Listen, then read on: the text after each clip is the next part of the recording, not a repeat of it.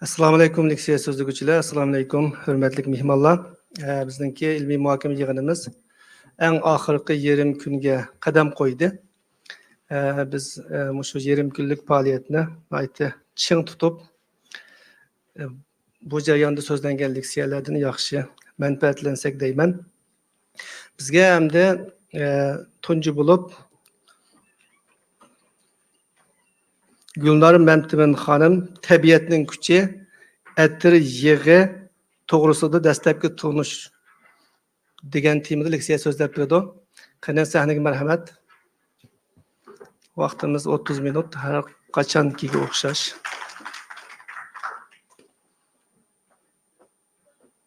Endi hozir yana bir yangi kuch chiqdi ya.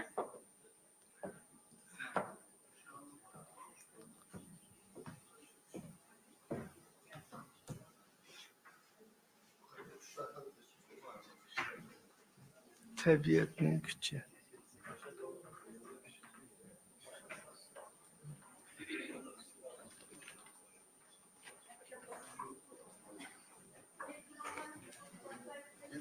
Hadi. Mushtaraki bassangiz bo'ldi. Ikkinchisini yutmoqchi bo'lsam, mushuni bosmani. Mushuni. Lekin mayada yutganlar ekan bu. Mayada bu Ayağını bassam takım kolay mı? Ben biz bakayım. Eğer ekran qarab o'qisangiz, mayadadan bassangiz bo'ldi ki. Yutgan.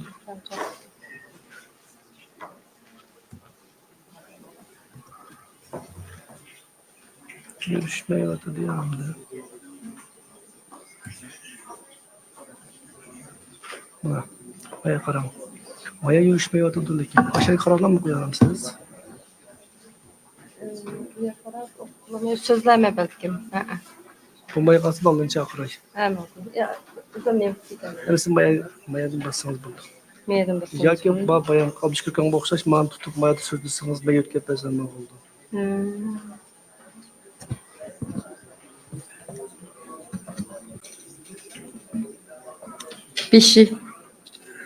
Beşi mayısı götkeymen o. Buldu ya. İşaretlerim özüm. Qo'lamdilar, nima qilay. Assalomu ko'pchilik. Mening so'zlamoqchi bo'lgan temam bo'lsa, tabiatning kuchi. Ya'ni bizga yana bir kuch qitildi. Bu tabiatning kuchini boshqalar mana shunday quloqqa qatilab tayyor qo'ygan. Bizniki o'zimizning ishlab chiqarish hojasiz. Mushuni qandaq ishlatish, nimalarga diqqat qilish, bularniki nima ekanligini, qandaq roli borligini qisqacha tunishtirib o'taman. Oldi bilan o'zimni tunishtirsam, Abuşkunun ayoli men Sanat institutida o'qib, elektr injenerlik kasbida o'qib, atalmış Şinjan televiziyasininki tarqitish bo'limida 7 yil ishladim. 2000 yil oxirisidan boshlab Shveysariyaga kelib yashab 18 yil uyda, oilada bola tarbiyalash, yo'ldoshimning xizmatini qilish bo'ldi. Bo'libmi shu 2017-yilgi ayrilishdan keyin har bir yomon ishning bir yaxshi tarafi bo'ldi degandek, bu menga o'zimni tunishning yana bir boshqacha bir qadam bosishniki yo'li bo'ldi. Shundan keyin men o'zimniki amaliy ahvoli, yashim ham amaliy iqtidorim ashlarni ko'z tutib, sestralik ishini qilyapman. Endi bugun so'zlamoqchi bo'lganim tabiatning kuchi atir yig'i to'g'risida dastlabki tunishish. Bizningki dardimiz, g'amimiz, azoblarimizningki hisobi yo'q, cheksiz. Biz shu tabiat yig'idan foydalanib, biroz bo'lsa-mu o'zimizdagi nervimizga, ruh, badanimizga biroz ozodlik, tinchlik hozirlasak, yana birsiga buyuk orzularimiz uchun biroz zehnimizni yig'ib, texmo bir ko'p kuch, quvvat bilan ishlashimiz uchun bu yog'larniki roli bek muhim ekan deb bildim. Chunki bu bozorlarda sotilayotdi, dorixonalarda, har yerda degidek uchrayotdi. Chunki xushpuroq buyumlar har zaman bizniki diqqatimizni tortadi. Bu yog'ni tunish hamda meniki xizmatdashim mushu ishlarni qilatdika başta biraz dikkat kıldım. Onundan bir kısım yağlarını setvelip öğrendim. Bunu öğreniş jarayonida endi mesela bana payda qilgani, meniki azabimni ata-onam bilan ko'rishamay, ulardan ansirashlarim, hem ularni baqamadim, qarayamadim deydigan o'zimni bir gunohkor his qildigan shunday bir ichinishlik azobli tuyg'ularim bordi. Bunu ishlatgandan keyin o'zimda biraz unutish emas, ama biraz bana azabını yengiltadigan, biraz rahat bag'ishlaydigan bo'ldi. Shu sababdan hem mening bugungi kunda mushaga chiqib mushuni so'zlashimga jur'at bag'ishlashmi yana mush yoqdan keldi deb o'ylayman. Sizlarniki to'g'ri ishlatishinglar uchun o'z bilganlarimni, dastlabki tushunchalarimni o'rtoqlashay dedim. Oldi bilan amsa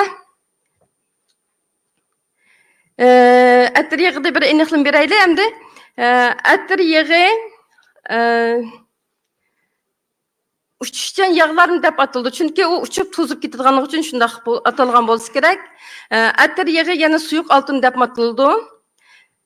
Uzun asrlardan buyon atir yig'i davolash, saqliq saqlash hem xushbiroq buyumlarni atirga o'xshash yasash jihatlarda keng qo'llanilgan bo'lsa-mu, umumiy xalqning qo'llanishi uchun endi 20-30 yil bo'lgan nihoyat bir yangi bo'sh bir soha. Bulup 20 yıldan buyon bu haqda nurg'un kitoblar yozildi, videolar ishlangan bo'lib, bularning hammasi mushu yog'larni ishlab chiqaruvchi, sotuvchi shirkatlar tarafidan yoki bo'lmasa, xuddi menga o'xshash ishlatib o'z tajribalarini xulosalab boshqalarga foydalanish uchun sungan kişiler tarafidan bo'lgan bo'lib, buningki tibbiy sohada, ya'ni davolash jihatdagi ilmiy asosi to'liq turg'izilmagan deb qaraldi ekan. Meni bu yezib chiqishimdagi sabab birisiga xalqimizdagi turmushiga biraz qolaylik, ba'zi oddiy kasallarni uy ichida mush yog'larni ishlatib saqaytib qilsa, yana birisiga endi mushu sohada boshqalarmi texmi bekarak qiziqib qo'llanib bo'libmi tibbiy xodimlar kasb ehlilari bilan birlikda bizmi boshqa millatlarga o'xshash internetni açsak, mail YouTube bulamdi, bizmi o'zimizning tilimizda tushundiradigan bir mazmunlar bo'lsa degan umidda. Endi oldidan atir yig'i degan nima deganga izohat beraylik. Bundan avval men bir so'zlab o'tdim. Men bu yog'ni endi bir kasb emas, yoki bir bioximiya o'qigan emas, men faqat bir ishlatguchi, o'rganguvchi bo'lish sifatimda o'zimniki tajribalarimni haqqasinglar bilan o'rtoqlashmoqchi. Oldina atir yig'i degan nima? Atir yig'i deganimiz o'simliklarning yiltizi, g'oli, qo'ziqi, yilimi, shox, yupurmig'i, guli, mevasi, posti, meg'zi degandeklarni distirlab yoki pislash orqali ilinadigan javhar yog'lardir. Endi atir yig'iniki atilishi. Atir yig'i inglizchada essential oils, germanchada aterisha o'li. Türkçede uçucu yağlar yoki bo'lmasa essential yağlar.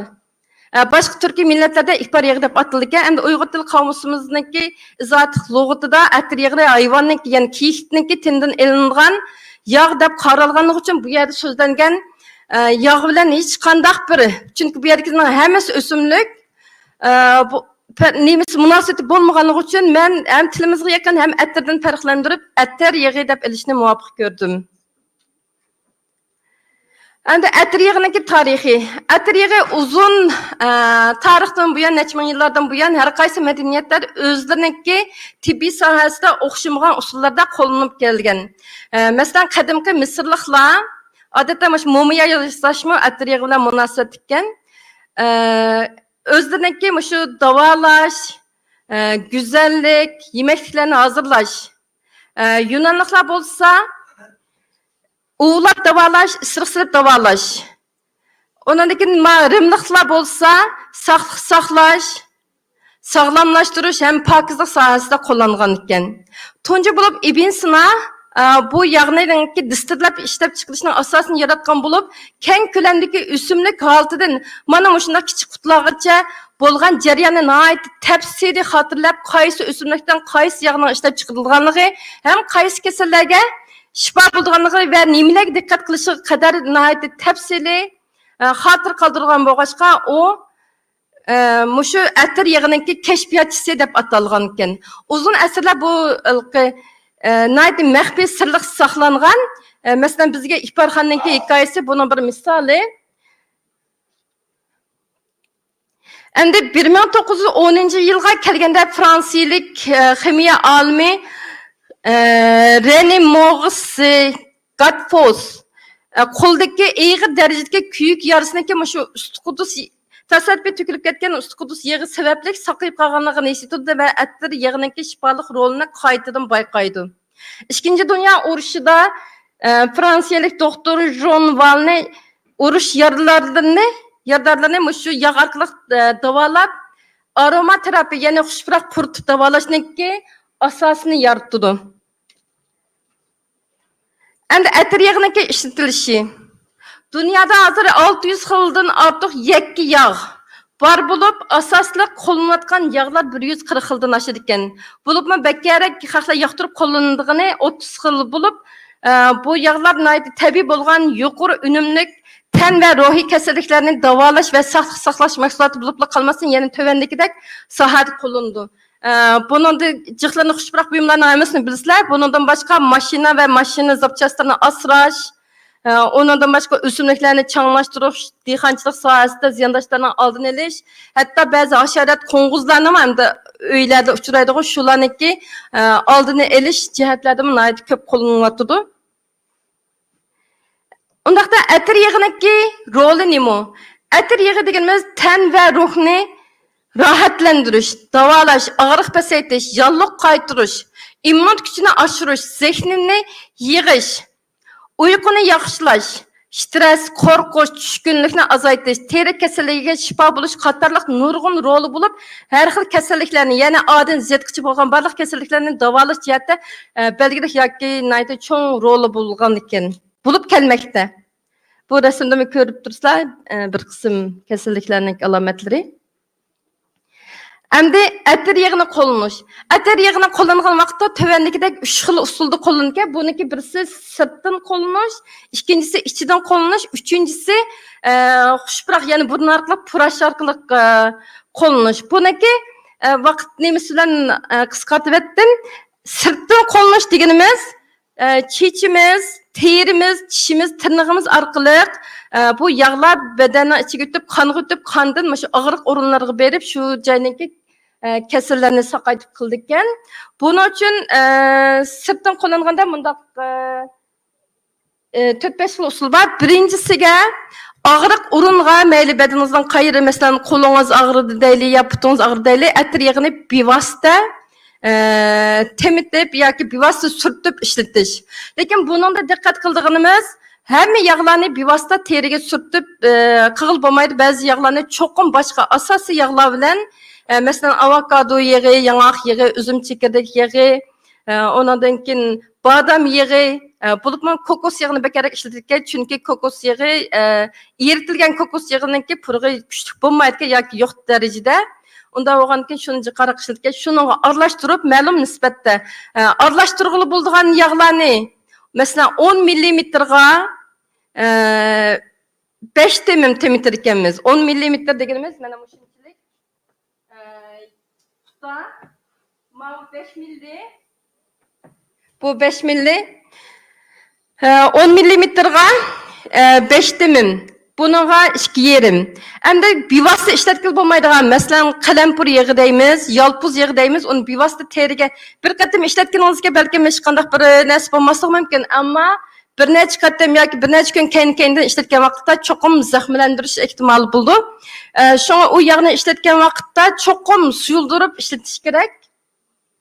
Yoki suyuldirilgan yog'ni shu og'riq o'rniga bevosita surtaydi ekanmiz.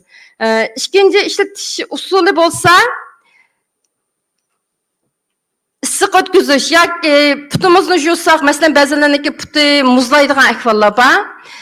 Daska bir temimdan 3 temimgacha temitib bevositaga bo'ladi, ammo bevosita surtkil bo'lmaydigan yog'ni cho'qim boshqa yog'lar bilan aralashtirib, dasda suv bilan birga aralashtirib ishlatamiz. Yoki bo'lmasa sut qaymoq. qahvaga ishlatadigan. Unuga aralashtirsaqmı bo'ldi. Onundan başqa yana issiqlik o'tkazish yoki sovuq o'tkazish. Masalan, ba'zanda issiqlik o'tkazish uchun lungini o'xshamagan cho'nliqdagi yoki kichik qo'l yog'lar degandeklarni nimaga dasqa chilab siqib etgandan keyin shuning bir ikki timimni temitib, pomlab etib, shu og'riq bar o'ringa qo'ysak bo'ldi ekan. Endi so'zlaydiganim ichidan qo'llanish. Ichidan qo'llanish deganimiz endi og'zimiz orqali elib yana shu qon tomirlarga o'tish jarayonida azm qilish tizimimiz orqali qon tomirga o'tib, ya'ni badanniki og'riq o'rinlarga shifo bo'lish. Buningda 4 xil usul bor ekan. Buniki birinchisi tilimizning ostiga bevosita qutini ichib bilan bevosita temitir ekanmiz, temitishga bo'ldi ekan. Bu cho'qim ichidan ichishga bo'ladigan yog' bo'lishi kerak ekan. Xohlagan yog'ni qilsak bo'lmaydi ekan. Undan keyin ikkinchisiga kapsul, ya'ni o'simlik kapsuli bor ekan, dorixonalarda sotadigan kapsullik dorining birisi. Shuning ichiga 1-2 temim temitib yutish yoki bo'lmasa boshqa qo'shimcha yog'larni, masalan, yong'oqniki badam yog'i, zaytun yog'i degandeklarni aralashtirib, qilib atgandan keyin yutish. Uchinchisi ichimliklarga biz o'zimiz yaxshi ko'radigan choy bo'landi, qahva bo'landi, suv yoki meva sharbatlari, hatto suv ichimiz. Shuningga bundan shu bir temim temitib ichsak bo'ldi ekan. To'rtinchisi tomoqlarga, masalan, tatlıqlarga qetish. Navada endi taqsimizga o'zimizga ham oila bo'yicha yaxshi ko'rmaydi desa, bir tish ko'chilg'ishning chilab tomoqqa aralashtirib ishlatsak bo'ldi ekan. Uchinchi ishlatish aromaterapiya, ya'ni xushbiroq qo'llanish. Xushbiroq qo'llanish endi buningda turli yo'llar orqali tan va ruhimizga ta'sir ko'rsatdi. Burnimiz miyamizga eng yaqin tutashgan o'rin bo'lib, bizningki hissiyotimiz va uzun muddatlik asli tutish xotiramizni kontrol qila oladi.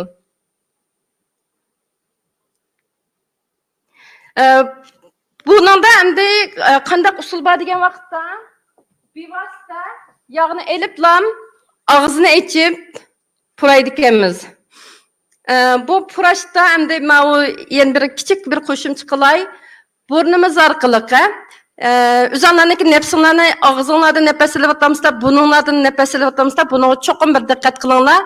Dunyoda 80% odam og'iz orqali nafas oladi ekan.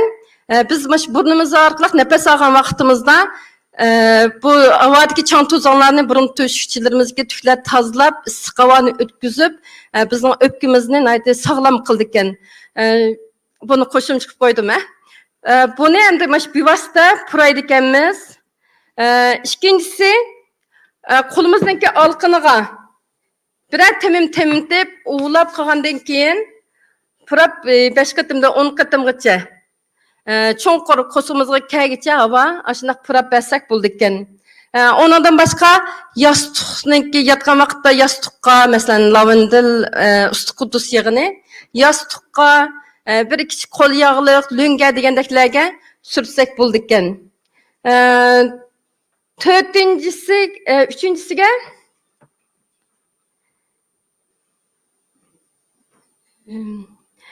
Uchinchisiga buniki nima qanday bir shamoldirg'ishga, masalan, bir lintiga nima qilib shamoldirg'ishga chiqib qo'ysakmi, uyning havosi qilgan.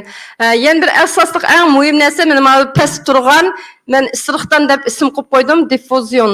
Buningga endi har 5 kvadratlik metr uyninki nimasiga 2 timimdan temitib, buniki odatda 2 soatdan 8 soatgacha shunday qo'r chiqarib, isriq chiqarib, uyninki havosini ham tozlaydi, ham bizniki foydali zehnimizni yig'adigan yoki har xil kasalliklarniki oldini oladigan saqaytish roli bor. Bunu qo'llansak bo'ldi ekan.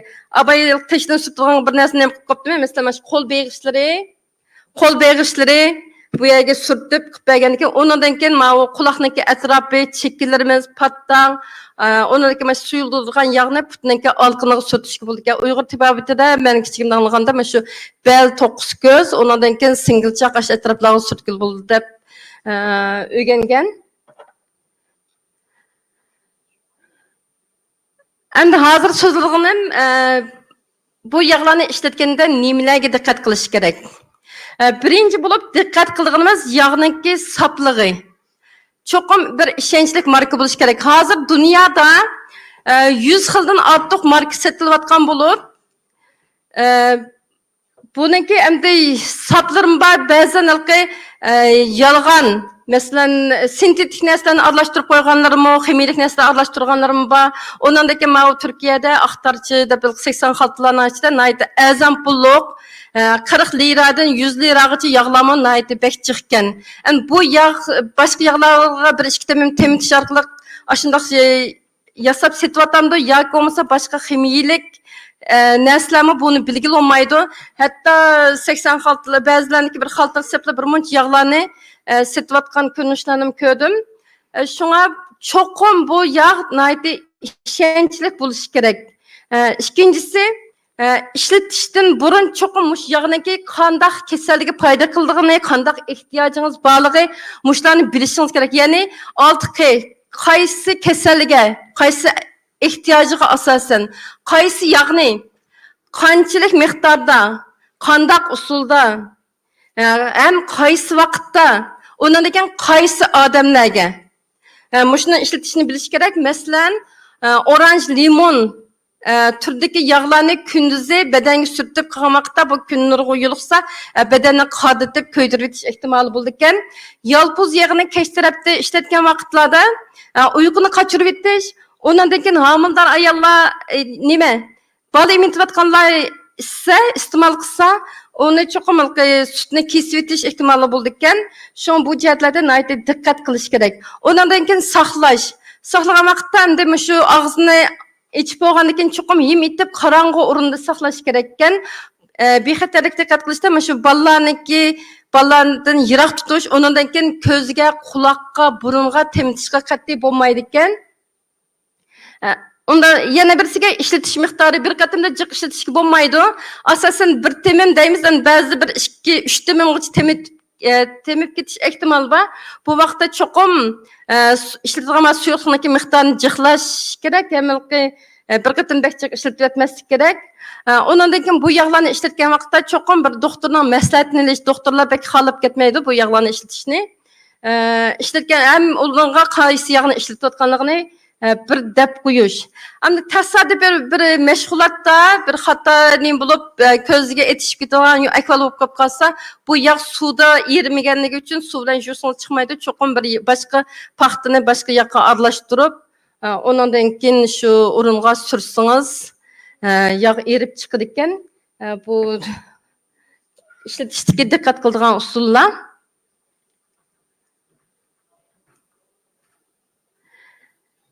Endi men tavsiya qiladigan yağlar. Odatda insonlar kasalliklarni davolashda maktab meditsinasi orqali davolashdan sart yana uy xurujlari orqali, masalan, zirdamlab ichsa oshqozonni rohatlantirdi deganga o'xshash uy xurujlari bilan davolab kelgan bo'lsa, menda shu yaqinqi yillardan buyon shunga o'xshash yağlarni jiq qo'llanmayapti. Bunun önümü nait yuqori, masalan, çoğun oğlumniki aql tishi og'rib doktorga berib tatqizib etma degan vaqtda og'riq pasaytgich dorisi ta'sir qilmagan vaqtda nimini qalampir yig'idan bir temitlar sutib qo'ygandan keyin bir 2 qatim sutgandan keyin o'ngishilib qoldi. Undaq belki tish tatqizishim bo'lmadi. Bu bir oddiy bir misol. Men hozir endi shu uyimizda cho'qim bo'lishga tegishlik yağlar hem de öz tecrübelerimge asasen 5-tizden bunundan jiq ameliyatda birincisi üstü Kuddus yağı. Üstü Kuddus yağı deganimiz hem de lavender bunu bilisizlar. Odatda atir yağı ko'zda tutilgan vaqtda oldi bilan shu üstü Kuddus yağı ismimizni kechidi. Buningki asosiy roli bo'lsa tinchlandirish, kayfiyatni turaqlashtirish, terini yaxshilash, uyquni yaxshilash, rahatlantirish, beden stresini, açlıkını pasaytish degandek roli bor. İkincisi qalampir yağı. Qalampir yağı miqliqdachi deymiz, bizniki yemekliklerimizde ma çay demlash jihatdan işletimiz. Qalampur yağıniki küçük olsa adam bedenine kızıtış. Yani bazenler biraz tonluq keladi. Bedenine kızıtış. Ondan keyin ağırlık pasaytish, yallık qaytırış, immunit gücünü aşırış. Ondan başka çiş ağrığı, parazit, muşu kasalliklarni davalash jihatda muskul tortishish degandeklarni davalashda ko'p ishlatilgan. Üçüncüsü yalpuz yağı. Yalpuz çayını biz pek yaxşı görüp içimiz. Yalpuz yağınınki asas rolü bedenini salkınlaştırış. Bu yağ hem de yaz aylarda pek kızıp ketken vaktimizde adette şu 250 yani 3 litre su bilen bir 2 litre sunun aralığındaki nemege kaçığı koyup bilip istimal kısak buludu.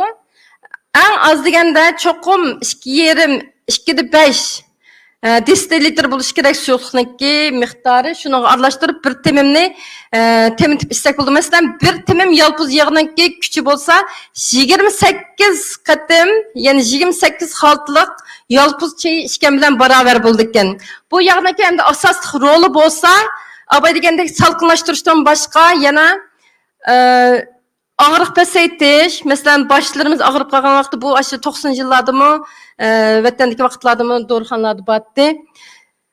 Pişanlarımızga sürtüp koysak sakaydıkken ondan başka sayat ağırlığı ko'ngilga elişip sayatga chiqqan vaqtlarda yaxshi o'tiramaydiganlar, ondan zehnini yig'ish qatorliq rol bor qolgan kitoblardan ko'rib olinglar. To'rtinchisi frankincense. Frankincense deganimiz endi shu Şimali Afrika'daki bulup mu Yemen qatorliq yerlerde daraxtdan chiqadigan bir yilimke Türkçede ak günlük yağı deb mi atıldı ekan.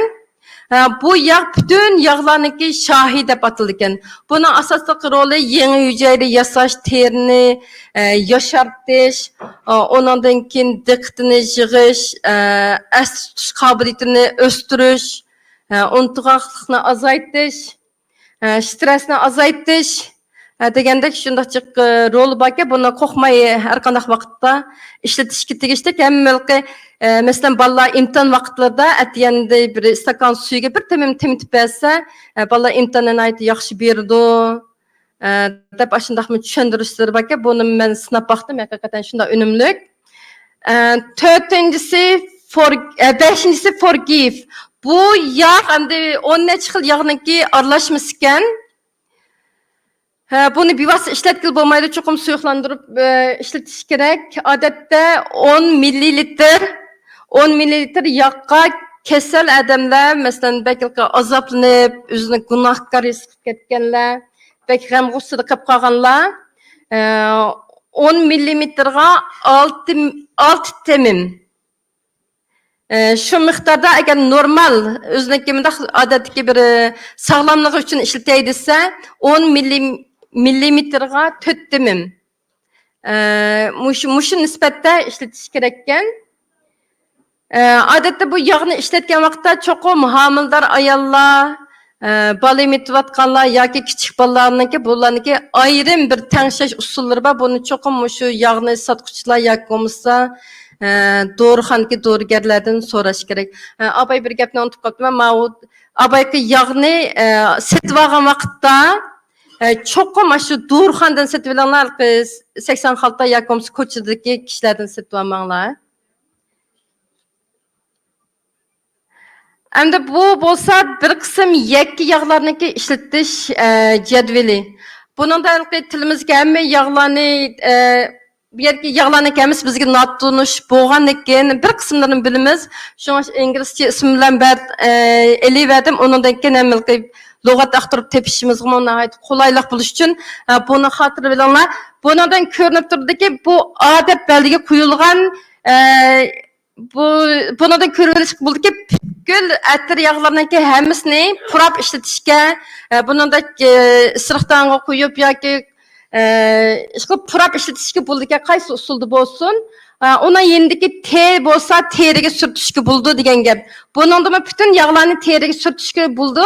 Lekin buniki yendiki ma yeşil hem siyriq rangdakisi bolsa yeşil rangdaki P dep belgini sap holatda pur, yani sap holatda bevosita sürsangiz buldu. Hem bevosita sürtish uchun bu bir kichikgina yağ qo'lingizga sürsangiz bir muncha sürtishingiz kerak endi. Shuning uchun eng yaxshisi suyuldirib ishlatsangiz ham barakatli buldu. Uy, men to'g'rilab qo'ygandim. Ona yendikisi SRP basi sezgir teriga, xuddi Uyg'urchaga moslashgandek arablar qo'yilibdi.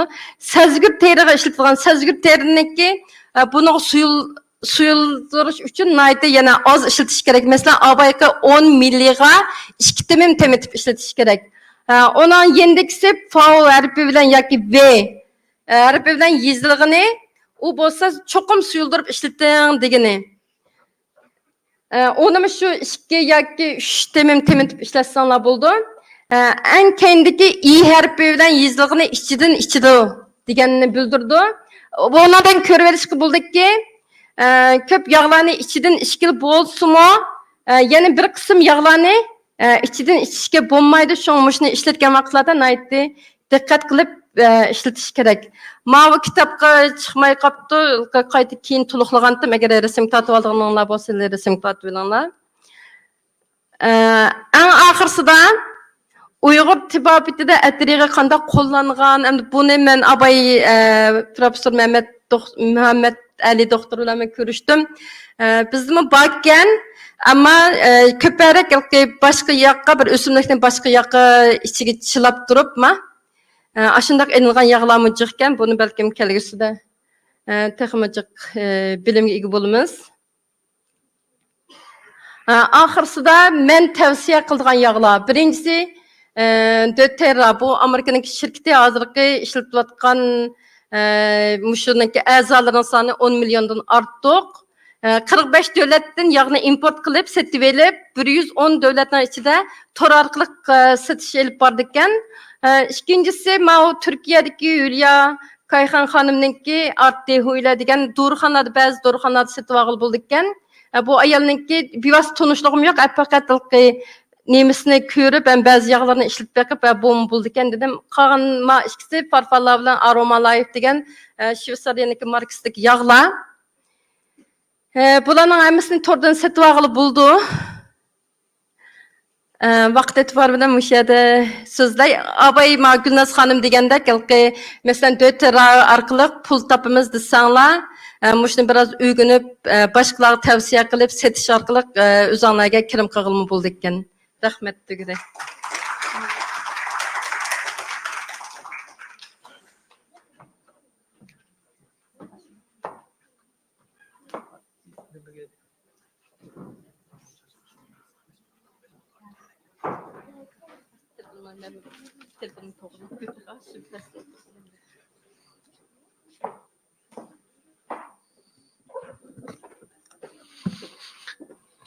Güldar Memtibin Hanım'ның qimmatli leksiyasi uchun ko'pdan ko'p rahmat. Endi bizga Abdushukur Muhammad efendim Kuchaning 1949-yildan ilgirki shahar qiyofati degan temada leksiya so'zlab berdi. Qani marhamat.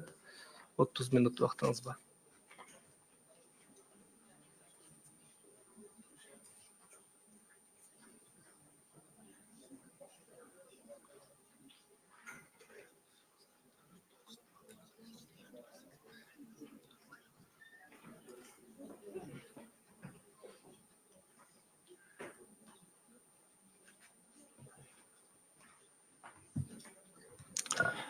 Assalomu alaykum akalar, inilar, singillar va qurdoshlar. Yaxshimisizlar? Mening ismim Abdushukur, balkim leksiyalarga jiq kelgan ishga ko'pincha to'lishinglar mumkin. Men kasbiy jihatdan adabiyot sohasining odami, ammo tarixga alayda qiziqishim bor. Tarixni yaxshi ko'raman. Shu sababdan o'zim tug'ilib o'sgan yurtimning tarixi haqida jiq izlanaman. Yozgan bir qism maqolalarim bor. Bugün mü Kucha haqida bir tarixiy bir tema akeldim. 2 kunlik söhbet yana leksiyaga qaraganda tarix tema yo'q ekan, shundan boshqa. Men hech qanday bir tekst tayyorlamadim. Bir qism xaritalar va rasmlar orqali 49 dan ilgirki ba'zi tarixiy voqealarni sizlar bilan o'rtoqlashmoqchi. Bu rasm mana shu Kucha Saqsaq tarafdagi hozir Saqsaq qadimiy mahallasi deb atalayotgan yana Xitoy hukumat tarafidan 5 mahallani tarixiy asoratliqa rayon deb argan. Shuning birisi Saqsaq aholi rayoni. Bu sherdagi Uyg'urlarning qadimiy mahallasida Uyg'urlar o'tirayotgan bir mahallan bir uyning oldi. Kuchada bundaq mahalladagi uylar jiq, yana darvozaning ikki tarafiga üzüm daraxt tikib, darvozani biroz go'zallashtirib qilgan. Mana ikki daraxt üzüm darag'i. Üzüm yana. Üzüm. Ha, üzüm deymiz. Bu Kuchaning 1980-yillarda chizilgan xaritasi. Kucha Uyg'ur elining yana vatanimizning dal o'ttirishida joylashgan. Yana Urumchidan Kuchagacha 750 kilometr, Kuchadan Qashqargacha 723 kilometr keladi. Dal o'tirda yana Yipak yo'lining janubiy, shimoliy o'ttirishga joylashgan, yana 4 ko'cha eg'izdagi muhim bir rayon. Umumiy yer ko'lami 15750 kvadrat kilometr. Shimol tarafi Bayınqulun Moğol oblastining, yana Xijing nayisining Bayınbulaq yayliqi, yana Bayınbulaq yayliqi bizning tarixdagi yulduz paytaxt o'g'aya. Bayınbulaq yaylig'idan o'tgandan keyin udul Kunas nayisiga o'tib yana Aralto'pi yeziga bog'landi. Sharq tarafi Bugur bilan tutishdi. Sharq janub tarafi Korlining yana Lopnur nayisi bilan tutishdi. G'arb tarafida To'qsu nayisini Eg'iz tilida Shinxa deb atalgan, ya Shinxa. Andan keyin g'arbiy shimol tarafida Bay nayisi bor. Janub tarafida Shaya nayisi bor. Demak, mana shunda qo'shilib turgan Aqsuning sharqiy 4 nayisining markazi desakmi bo'ladi. İkincisi bu 1920-yili Germaniyalar tarafidan chizilgan bir xarita, Kuchaning xaritasi. Bu xaritani asosan shu yerdagi yer nomlarini asos qilib turishgan. Yana 1920-yillarda Kucha, Shaya, Bay qatorliq mushu rayonlarda qanday yer nomlari bo'lgan degan asosda bu xaritani chizgan. Bu xaritaning original nusxasi hozir Moskvada, yana Sharq Shunoslik institutida saqlanyapti. Endi bu Germaniyadan tarafdan chizilib, Germaniyada saqlangan, qanday bo'lib Moskvaga qo'yib qoldi, bu haqida hech qanday ma'lumot yo'q. Balkim Ikkinchi dunyo urushidan keyin Sovet ittifoqi Germaniya besib olgan vaqtida bir qism arxiv materiallarini aketganligi haqida uchurlar bor. Balkim shu chog'larda aketgan bo'lishi mumkin. Buningdagi yer ismlarining hammasini men va Aysima Mirsulton, yana Mirsulton Osman akamızın kızı bilen birlikte biz seliştirip hazırki material asasında qanchalik yer ismi hazır var, qanchalik yo'q degan asasda seliştirip bir maqala yazıp çıktık. Bizning seliştirimiz qaraganda müşahede ba ismlarning 95% hazır mı var? 5%'i her xil namda o'zgarib ketgan yoki bo'lmasa yo'qolib ketgan. Bu 1945-yili Gomindan hukumati tarafidan chizilgan Kuchaning shahar xaritasi. Yana ma taraf qarasanglar 1934-yilda yozilgan, yana shunday vaqtida 45-yil to'g'ri keldi. Gomindan hukumat tarafidan Kuchaning shahar xaritasi chizilgan. Töp qarasanglar bir yerda Kokumbaz deydigan bir xat bor. O yerda Sayning o'ng tarafida Kokumbaz Kuchadagi yana dаңliq bir tarixiy o'rinlarning birisi. Bu yerni nim bo'lib Kokumbaz deb atalgan.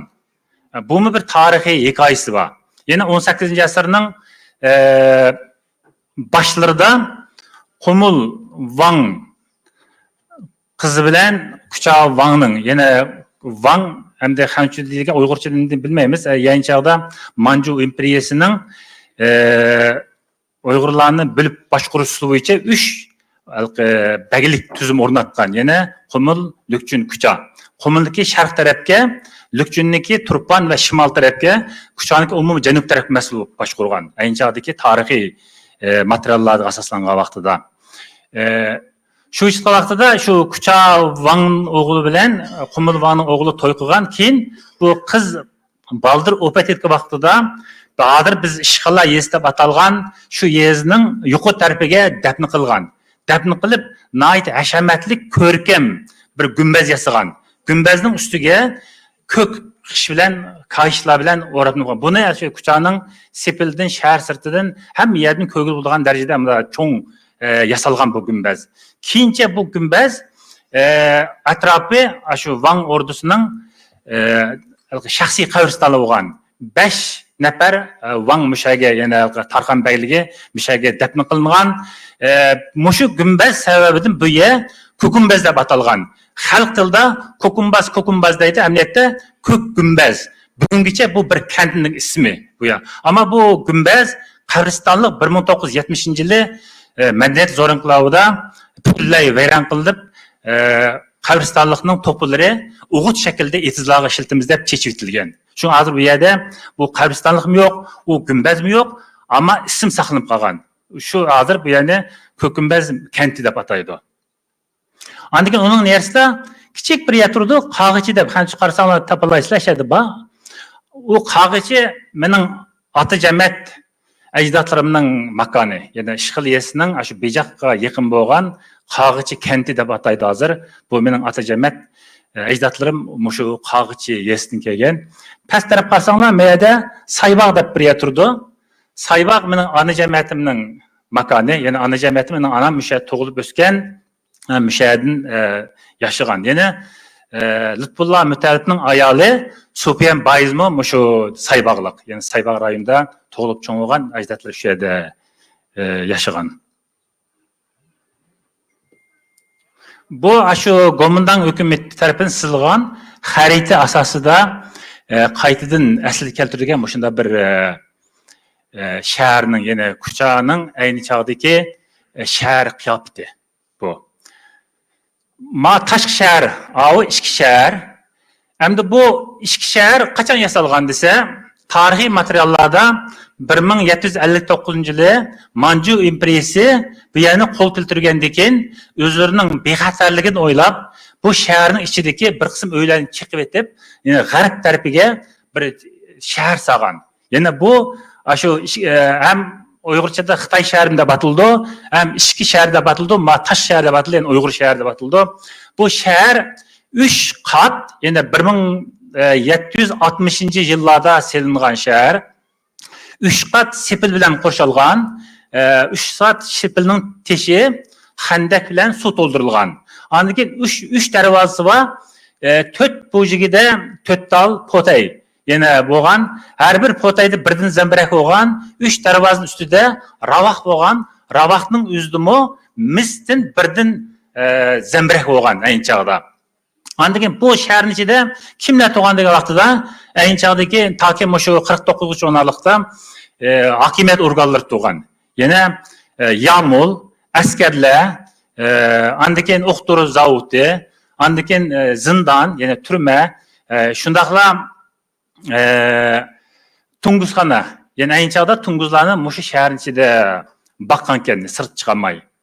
Demak, mushkul Xitoylarga munosabat bo'lgan, hokimiyatga munosabatli bo'lgan butun organlar mushuning ichida bo'lgan. Endi bu kichik shaharning ham shunda cho'ng shaharning 3 darvozasi bo'lgan, 4-chi darvoza bo'lgan, g'arb taraf darvoza bo'lgan, shimoldagi darvozasi Bayquq deb atalgan. Yana bu nima uchun Bayquq deb atalgan degan vaqtida Bay noyisi chiqadigan yo'l tutishidi bu. Shuning uchun Bayquq deb atalgan. Janubdagisi yana ma'vo sharq tarafdagisi Suquq.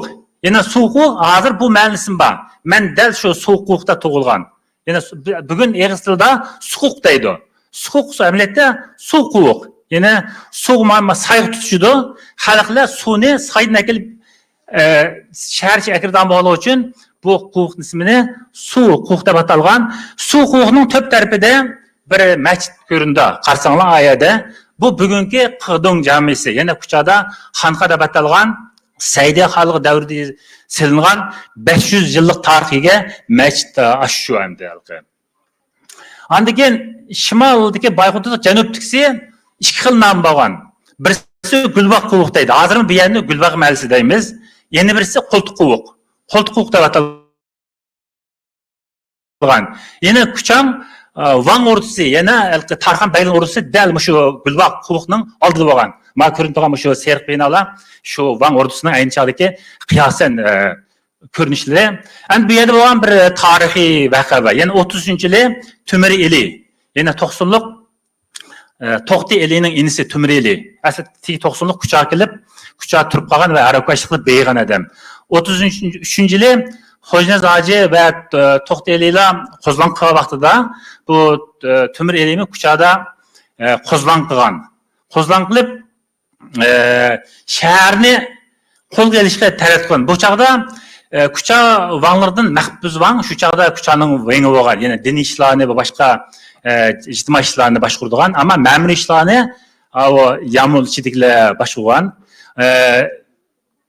Onun diken tungallamı bula koşulgan. Şundakla bügürdün Niyaz Halpet, onun diken toqsu yani Şınxadın Adi Halpet diyen adamlarını, özlerinin adamlarını hem bügürünü hem toqsunu azat kılıp kuchak kelib bulan askarga qo'shilgan. Ammo bu yerda bir fojiali bir voqea bo'lganda, bu Niyaz Xalpat bilan Adi Xalpat kuchak kelib Tumir Xalpatning yana Tumir yana askarga qo'shilgandan keyin bu Tungan Gamza, yana kuchadagi Tunganlarning boshlig'i Gamza ismli bir Tungan bo'lgan. Bu Niyaz Xalpat bilan Adi Xalpat Bugür bilan Shinxana yana To'qsin og'a vaqtida shu yerdagi Tunganlarni o'ltiribdi deb bularga besim işletken hem şu çağda hanqa yana Xırdong məşqinin içinde birdən-bir en ahırqı Uygurlarning Məkkə şərisi bolğan. Şu çağda qazılı bolğan. Qazığı besim işletib bu ikisiga ölüm cezası verip öldürüp etken eşede. Xalqın aldıda şu Xırdong məşqinin aldıda öldürüp etken. Yani Niyaz Xalpat bilan Bugürlük Niyaz Xalpat bilan Toqsulluq Adi Xalpatni. Şunu bilen bula 3 cihetten qorşap Xitay şəhərini, işki şəhərini eliş üçün Tümürili şimali bay quvuqı məsələ olğan, Məxbuzvan Cənubi quvuq, yəni Gülbaq quvuqu məsələ olğan, Tungallar su quvuqu məsələ olğan. 3 tərəfini ucum qılan, amma Tungallar bilan Məxbuzvan bu quvuqunu alanmağan, bu Tümürili bay quvuqunun dərvası ot quyub, bu tərəfdən şəhəri besib girib, şəhərini qorşap, şəhərini ağan. Şu çağda şəhərinin qo'ldan ketganligini bilgan bu ish shahardagi Xitoy amaldorlari shu o'qtirib saqlangan sog'ning to'pisiga chiqib bir askarni burib sog'ning ichidagi o'qtirib o't qo'yib o'zini portlab o'ldirib olgan. Ya'ni taxminan 60 ga yaqin askarlar ashada o'lgan. Bu bir kucha tarixi yuz bergan haqiqiy bir voqea 30-yilda. Ya'ni 30-yili 1-ayning 25 kuni bo'lgan deb qaraydi. Ba'zilar 2-ayning 5-kuni deb qaraydi. Ammo birlik kelgan tarix 1933-yili 1-ayning 25-ga to'xtaladi. Mavi Gomindang hukumati kuchani olgandan keyin Gomindang hukumatining o'rlashtirgan bir qism yerlardi. Mana shaharning sepil ko'rib tursanlar, ikki shahar, tepida Lambu deb bir yer turdi. Ko'rdinglar? Ayni chaqda mayli Manju davri bo'lsin, undan keyingi hokimiyat davri bo'lsin, bir qism askarlar Xitoy shahar ichida tug'andan sirt, yana bir turkum askarlar shu ayrim bugungi bizning kuchadagi Shamalbog' degan yer bor. Shu dal Shamalbog' degan to'g'ri keldi. Shu yerda 100 ga yaqin otliq askar tug'an. Bu Manju davrida shunda bo'lgan, boshqa hokimiyat davrida shunda bo'lgan, ham shundaqla Gomindang davridimi ashada askarlar bo'lgan. Gomindang davri kelgan vaqtida bir qism askarlarni biz davatgan 500 yillik tarixiga xonqa masjidning ichiga o'rlashtirgan. Masjid butunlay taqviy etilgan. Ayni chaqda Gomindangning 200 ga yaqin askari bugun biz tarixiy masjidda atgan, ya'ni Xırdong masjidining ichiga o'rlashtirilgan. Bir qismi yuqoriga o'rlashtirilgan, bir qismi ichiga o'rlashtirilgan. Shunga Dangbo degani yana Gomindang partiyasının dangbusu şu. Eğer turda Uyghur Medeniyet Merkezi yine başka degandek, bu da şu çağdaki 45. yıldan 49. yıl olan artık ki Gomundan hakimiyetinin kuchadaki orlaşkan rayonları. Ondaki sayının matarafı yine küçük bir haritinin nimesi var. Bu aynı çağdaki Küsen Dövleti'nin kademi paytaxtı parıldı. Küsen Dövleti'nin paytaxtı sayının şarkıda boğan ama kaçandan başlap bu Kucha şehri sayının garip götkeldi. Bunun dair hiç qandaq bir tarihi mənbə yok. Ama benim biraz izlenip görüşümce Çağatay devrinde bu şehir harapçı menip yeniden bayan kösetken yine bu şehirnin Çağatay devrinde müşahede merkezlik peyda bolğanlığa dair məlumatlar var. Yani bir yerde sözündüğün yeni bir mühim nəsi var. Bazar. Yani bazar degan vaqtida ayni chaqda dal aşu Qıgdong masjidinin aldıda nayt çoğ bir bazar bo'lgan. Yana Qıgdong Jumlaq bazar deb atalgan. Bu bazarning 8 darvozasi bo'lgan, 8 tarafdan kiradigan nayt çoğ. Yana töpsi yolg'un bilan to'qib töpsi etilgan, uni töpsi bo'rsib etilgan nayt çoğ bir bazar bo'lgan. Ama 45. yılı Gomundan askerlerini mescidin içine orlaştırılgandan keyin bu baza itib etiş to'g'ri kelgan. Yani hükümet etib etgan. Şunun bilan baza asta-asta şehirning sirtiga, yani bugungi biz davatgan Rastini kuchab olganini biladi. Kon shahrining markazida bir masjid var. Yani 1908 yılı selingan merkez. Şu yoqqa qarab yo'tkalgan. Yani bu yerga nima uchun baza Qıgdong Jumlaq bazar etib etgan ekan? Nima uchun bu yerga yo'tkaldi? Bu yer ikinci bir sebep var. Yani 1840 yıldan başlap şehirning sirtida bir türküm saraylar payda bo'lib qolgan, so'l sarayları. Yani nim so'l saray degan vaqtida qaq sarayı, yani qaq satilgan saraylar, may sarayı, yani may satilgan saray, andan keyin paxta saray. Bugungi kunda paxta bazar deb atalgan yerda dal paxta bo'lgan, yani paxta sarayı bo'lgan. Andan keyin Hindi sarayı. Yani Hindi sarayda Hindistondan kelib soğutulduğun insanlar bo'lgan. Şu 45. yıldaki statistik qaragan vaqtida Kuchani o'zida Hindiston, Afg'oniston, Pokiston gibi yaşayotgan taxminan 200 ga yaqin insanlar bo'lgan. Moshuna o'xshash saraydan 12 saray bo'lgan, shu shaharning sirtida. Shunga 45. yılı Gomundan hukumatı Qıgdong Jumlaq bazarini itib etgandan keyin So'd bazarı asta-asta bu Kuchanining rasti deb atalgan, yine bugungi kunda bu Sipilning teshida bugün Kuchani merkezi atalgan shu yoqqa qarab asta-asta yo'tkilishga boshlagan. Bu bazar munosabatlik rasmda bor, mana shu chog'dagi bazarning ko'rinishi mana yana shu Qıgdong Jumlaq bazarining bir yo'li mana. Mana bir yo'li. Mana bazar sirtidagi yana shahar sirtidagi bazar mana. Ayni chog'da tortilgan, shu 30-yillar tortilgan rasmda shu. And meyada sözleşti işleyen yine qo'shimcha bir mazmun var. Bu qo'shimcha mazmun bizning bu masjid, tarixiy masjid. Yine vatanimizdagi e'tiqod masjidining qalsa, ko'lami eng cho'ng, tarixiy eng uzun masjid. Yine Saydiya xalq davrida selingan 500, yani hukumat o'zi e'tirof qilgan tarixni o'zi 560 yildi, 90-yillarda. Bu Kuchada bu xanqa degan nom bilan mashhur. Aslida bu masjidning ismi Qıgdong jamisi. Nim bo'lib xanqa bo'lib qoldi? Bu Appoqo'jining ajdodlari Kuchaga kelgan vaqtida mushu masjidda bir mazgil tug'gan ekan. Shunga bu yer supalarning odati bo'yicha xanqa degan nom bilan atalgan ekan. Hatto biz kichik vaqtimizda masjidning ichida bir qabrim bor edi, keyin yo'q etdi. Yana u kimning qabri esa Appoqo'jining madrasasi nima qabrisi deydi. Amaliyotda Appoqo'ji qabrisi u yerda emas. Ama aslında qatılgan. Hazır mushu masjidning ichida yana Kuchadagi danglik bizning taki 52 yilgacha hukm surgan Makkami sharining izi va uyi shubhatim bor. Bu ayni chog'dagi masjidning ko'rinishi ichida shunchalik gilamlar selingan, bu bir necha yil yangilangan, bu aslida bunday emasdi. 90-yillarda yana 87dan 95gacha mening dadam bu masjidning iqtisodiy ishlariga mas'ul xodim bo'lgan, pensiya chiqqandan keyin shu chog'larda Qashqardan ustalarni kelib, qaytin sirlatib, nihoyat go'zal shakl kelgan bu masjidni. Lekin biroz rangi o'chib ketdi. Hazır bundan beter nimini görürsüz hazır. Hazır gilam yok, hiç nima yok hazır içinde. Butunlay gilamlarni chiqarib etgan, sirli uchib ketgan. Mana hazır qoldi. Bu mushu 2003-yildagi olti mavi vayron holatda hech qanday bir sirlarim qolmagan, odamga kirish mumkinchiligi yo'q. Mana hazır bo'layotgan ishlar mushu. Ancha go'zal masjid. Mavi Ashxonqa masjidining ich masjidi. Yani içinde küçük bir mescid var. Tahminen 100 adam patıdığan Xanqa mescidinin içinde. Yani aşk kılın camisinin içinde 100 adam patıdığan cüme namazının sırt vaxtlarda adet billerde müşahede namaz okuydu. Bir yerde imam oturduğan mihrab mana. Bu hazır bu nesle yok hazır. Bütünley evitilgen. Mana hazır kaldı. Yani kaçıp etilgen hayat mihrab yok. Hiç neyim yok. Bütünley veren kıvetilgen bu yerde.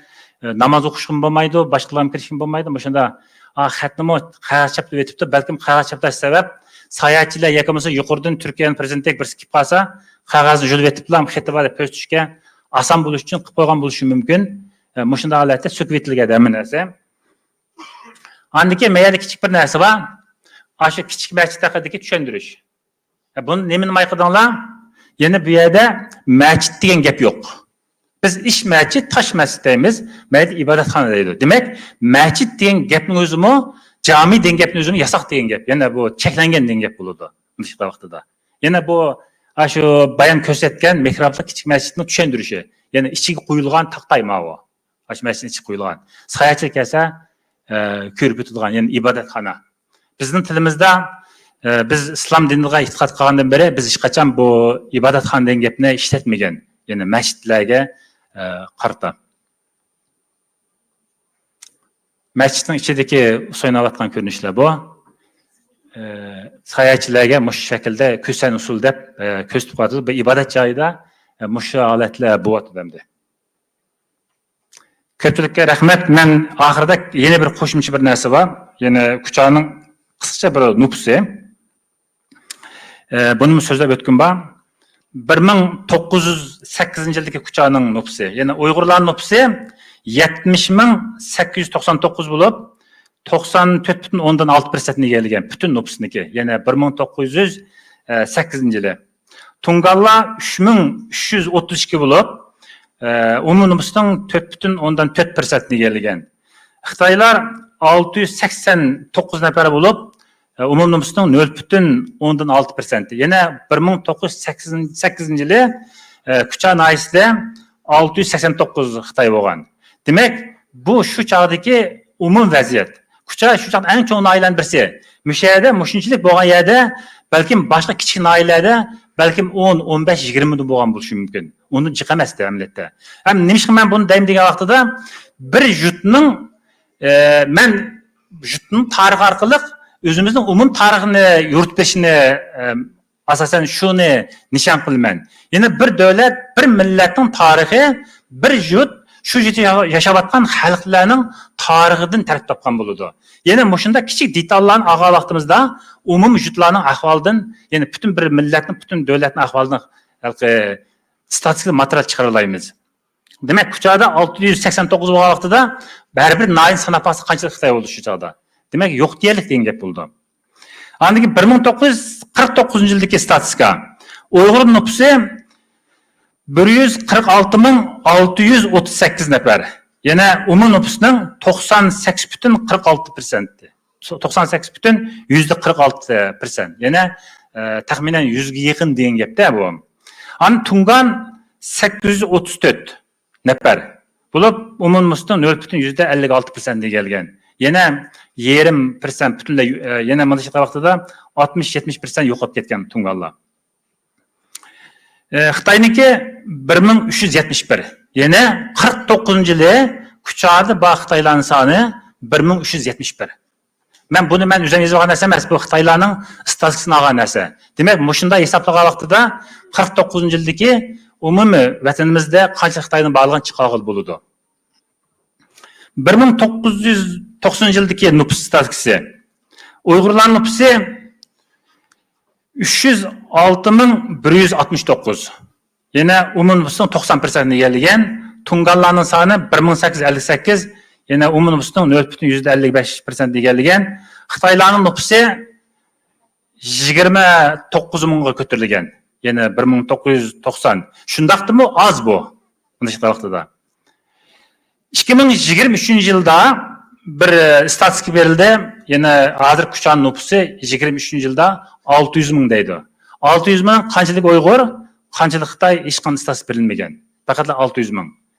Shuna agar shu 1990dagi istatistika aytgan vaqtida mencha bu Uyg'urlar nüfusi bu yerda 500 mingga yiqilishi kerak.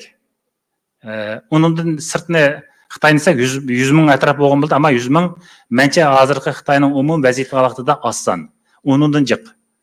Balkim Uyg'urlar bilan tanlashgan bo'lishim. Chunki hozir Kucha shahri uzrab, Ko'nisha 58dan keyin yangi qurildi. Hozir toza Bugurguch tutashdi desak bo'ldi Kucha shahrini. Bugur bilan Kucha narligi 110 kilometr. Hozir az qoldi Bugurguch tutashqili. Ashan hamista Xitoy shaharlari joylashgan. Ko'pchilik rahmat.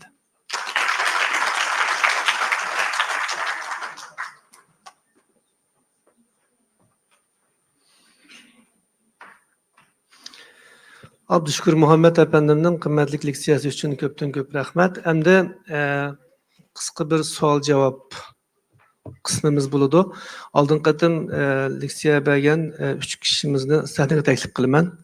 Abdüşkür Abdurreşit Efendim, Gülnar Memtimin Hanım, Abdüşkür Muhammed Efendim. Sahneye merhamet. Sual soraydiganlar 1 minut içinde suallarını sorursanlar, cevap berdiganlar 2 minut içinde bir sualga cevap berishga tirishsanglar, şu şekilde 15 minut vaqt içinde sual cevap kısmımızdan tamamlasak. Ma bir yangilik qilyapti-da, 3 kuchaliqdan sanaga chiqyapti hozir. Ma kuchaliqli bo'lsanglar esimga tatib olaman acaba. Onun ustiga 2 Abduşkürning o'tirisida o'tiryapti benda. Meningki appamdan tegilan o'xshashmaydi ki soybuyi. Tuqqanmi bizda?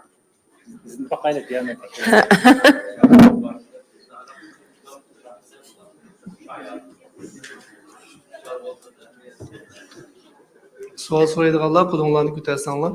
Bizningki mikrofonni yetkazadigan bolalar batdi.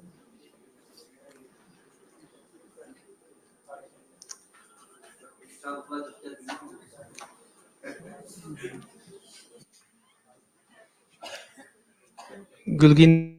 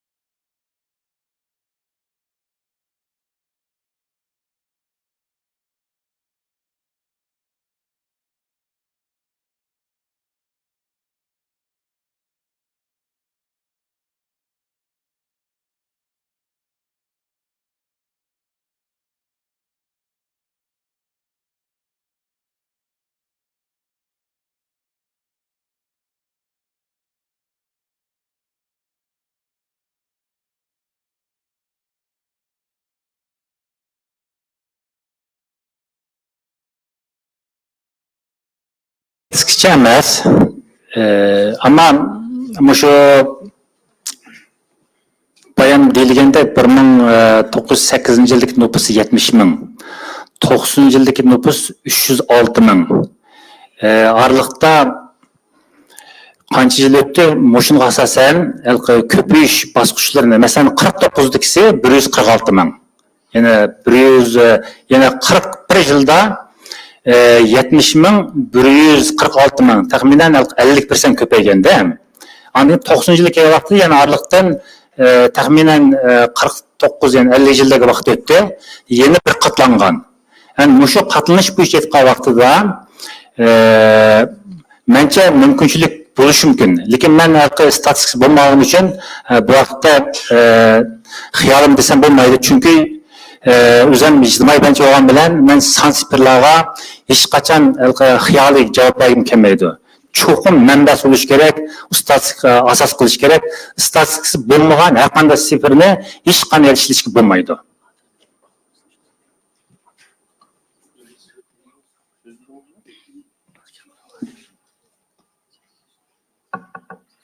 Ko'p rahmat. Boshqa savol so'raydiganlar?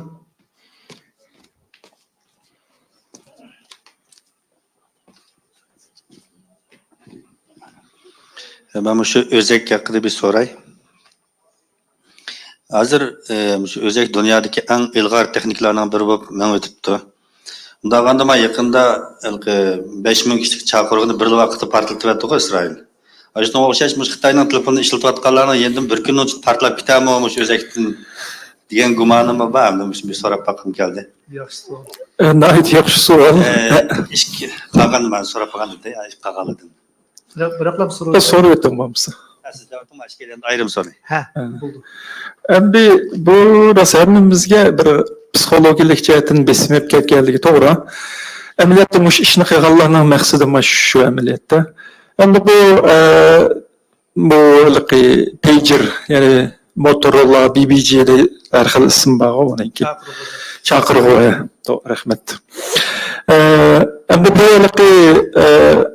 mesela ben burun 10 yıllardan aldılarda işleyen vaxtıda bizim yenimizi resip jürettik. Demiş ki degan vaxtıda telefon doğru işlemeydiğen vaxtlar mı kalıdı? Mesela açık bir vaqt qo'llanib ketganligi uchun telefon to'g'ri nima bo'lib qoladigan, to'silib qoladigan yoki bo'lmasa uzilib qoladigan ishlardan bu chaqirg'uninki bu chastotasi texnikasi butunlay boshqacha, uningki ishonchlik darajasi yuqori bo'lganligi uchun o't o'chirish, soqchi, o'sha jiddiy hukumat xodimlari masalan bizni davlatninki ishlariga aralashganligimiz uchun bizga masalan ba'zan aytning oxirlari taqib beradi, yesib yurgan vaqtlarimiz bor.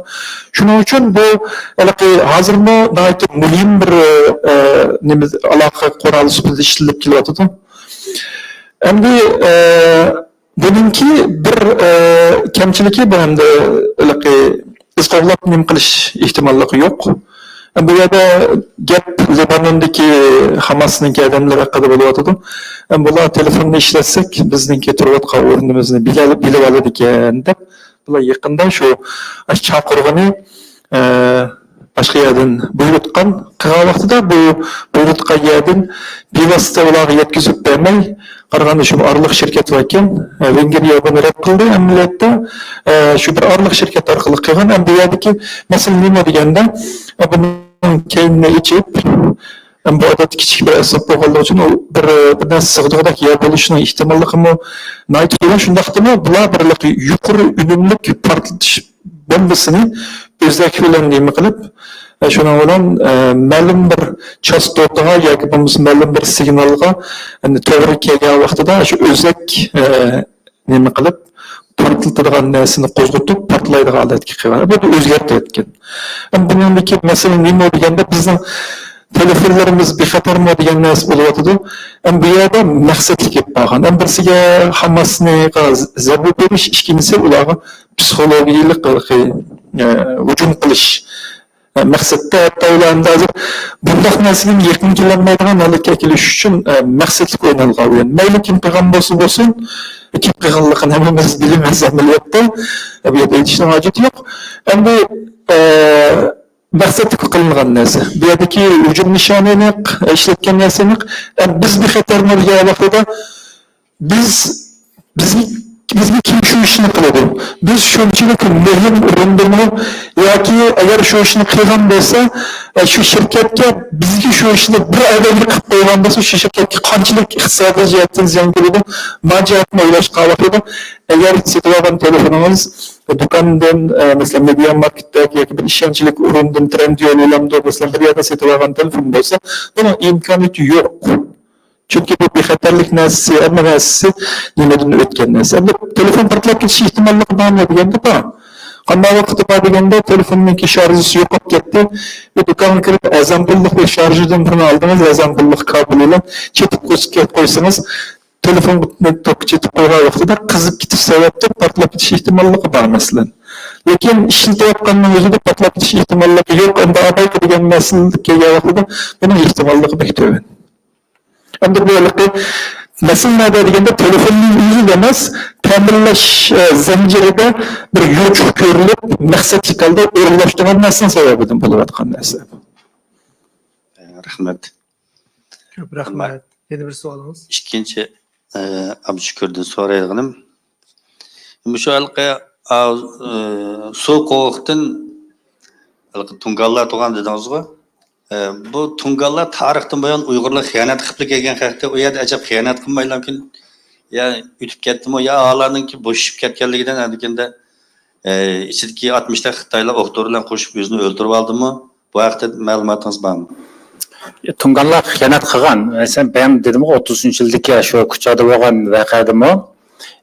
İki çoğun, hatta 3 çoğun desek mi oldu? Birinci çoğun vaqa bayam degende halkı Bugür'den ve Toqsu'dan kelgen kozlançılarının başlarını mecburi kural bilen Mekke şerinin qazısıga besim işiltip öldürgüz etken. Sen Bugür bilen Toqsu'nu ağa vaxtında Tungallar öldürüpsen, Tungallar öldürsen olmaydı dep. Hem de bir yerde benim esil kalan bir sual var. Bunun cevabını tapamadım. Mene şu çağda Tümürü eliyle nimiş kıldı. Kozlançılarının 5'i olan adam. Bunun qarab durdu mu, yakın olsa, bunu mu kolun bu hakkında hiç qanday bir ispat materyal tapamadım. Şu için ben bu hakkında bir narsa diyemeyim. Ama bu Tungallarının 5'i şu çağda bayamkı statistikada 1908 yılda 3300 Tungan bolgan Kuchada. Yani bula şu 1860 yıllarda işkirdi bolgan Tungallar yığılarga keçip çıkkan Kucha'nın nimem Tögüden de biri var. Adırım var şu yerde. Şu tögüden de oturdu Tungalların köpünçileri. Şu 3000 bolgan bolsa 3000 Tungan hem de 70.000 Uygurga aşınçılık zoravalik kılgan. İkincisi şu iki şehir Xitay şehrini algandan keyin dal şu Tungallar özü almay o şehirni Suquvuk tarafta turib, aşağıdan ambarni Qur'onga chiqqan Uygurlarning qurollarini tatib olgan. Bu bizga kerak, biz şu Majuyonga avatimiz bu qurolni deb. Mushunda bir voqealar bor. Uchinchisi Tumrelining Qashqarga ketish sabab ikki sabab bor. Birisi aksi To'xteli sen turpan kimma aslida ko'rlik kelib qolgan chog'da To'xteliga yordam berish uchun, ammo aksiyatni xato etib sen kelma janub bor deganligi uchun qaytib kelib janub ketgan. Ammo ikkinchisi Tungallarni zo'ravalik qilish uchun Kuchani Tungallar tashlab berib Aqsuga ketib Aqsudan Qashqarga ketgan. Bu mu bir taraf bormi? Demak shu yerda xiyonat qilib ekan. Gamza ularning boshlig'ining ismi ham del xiyonat qilgani. Tamam, rahmat. Siyamno şu etraqida binasini so'ray. Biz Uyg'ur tibobatda mayli normal xalq tibobatning orasida bo'lsin, har qaysi tibobatlarda har qanday bir yog' ishlab chiqarilsa, shu yog' shu mahsulotning, ya'ni shu o'simlikning ismi bilan qo'yildi. Masalan, gul yog'i, qalampir yog'i, badam yog'i degandek. Endi bu atri yog'i degan yog' men u yerni anlamay tushunamay qoldim. Atri yog'i degan gap, atri degan bir o'simlik yo'q bizning Uyg'urchada. Bu nereden çıktı o yog'?